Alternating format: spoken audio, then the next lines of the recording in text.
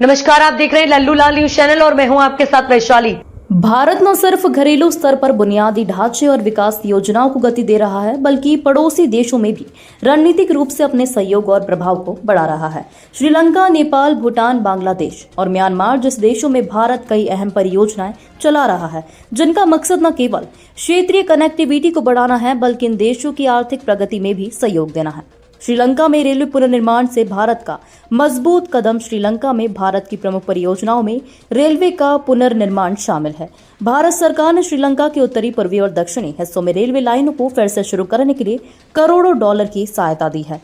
आपको बता दें कि नेपाल में पहली बार भारत नेपाल पेट्रोलियम पाइपलाइन बनी। भारत नेपाल के रिश्तों में नया अध्याय जोड़ते हुए 2019 में भारत ने नेपाल को अपनी पहली ट्रांजिट पेट्रोलियम पाइपलाइन दी। यह 69 किलोमीटर लंबी पाइपलाइन बिहार के मोतिहारी से नेपाल के अमलेखगंज तक फैली है। इसमें नेपाल को सस्ता, तेज और पर्यावरण के अनुकूल ईंधन आपूर्ति सुनिश्चित हुई है। अब भारत दूसरी पेट्रोलियम पाइपलाइन के लिए भी नेपाल के साथ सहयोग कर रहा है, जो सोनोली से बुटवल तक बनाई जाएगी। बांग्लादेश में ऊर्जा और कनेक्टिविटी प्रोजेक्ट्स। भारत और बांग्लादेश के बीच कनेक्टिविटी और ऊर्जा सहयोग भी लगातार बढ़ रहा है। दोनों देशों के बीच रेलवे कनेक्शन जैसे खुलना, कोलकाता और ढाका, शिलोंग से ट्रेनें शुरू की गई है। साथ ही बिजली आपूर्ति में भारत बांग्लादेश को 1160 मेगावाट बिजली की आपूर्ति कर रहा है। भारत बांग्लादेश मैत्री पाइपलाइन भी शुरू की गई है, जो असम के नुमालीगढ़ से बांग्लादेश के पार्वतीपुर तक जाएगी और सालाना लाखों टन डीजल पहुंचाएगी। आपको बता दें कि भारत भूटान से उत्पादित जल विद्युत को खरीदकर अपने राज्यों तक भी पहुंचा रहा है, जिससे दोनों देशों को आर्थिक लाभ हो रहा है।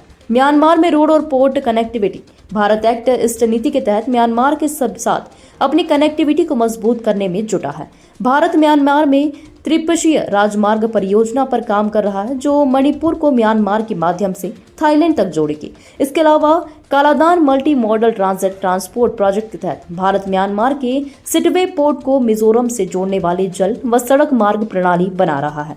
भारत की नेबरहुड फर्स्ट नीति का असर। भारत की यह पहल नेबरहुड फर्स्ट नीति का हिस्सा है, जिसके तहत वह अपने पड़ोसी देशों के साथ सहयोग को प्राथमिकता देता है। इन परियोजनाओं से भारत की रणनीतिक पहुंच तो बहुत मजबूत हो रही है, साथ ही क्षेत्रीय विकास और स्थिरता को भी बढ़ावा मिल रहा है। भारत की विकास कूटनीति अब केवल सीमाओं तक सीमित नहीं है। पड़ोसी देशों में चल रही इन बुनियादी ढांचे से जुड़ी परियोजनाओं भारत के बदलते वैश्विक दृष्टिकोण की मिसाल है। इससे ज्यादा भारत की साख बढ़ी है, वहीं इन देशों के साथ संबंधों में भी मजबूती आई है।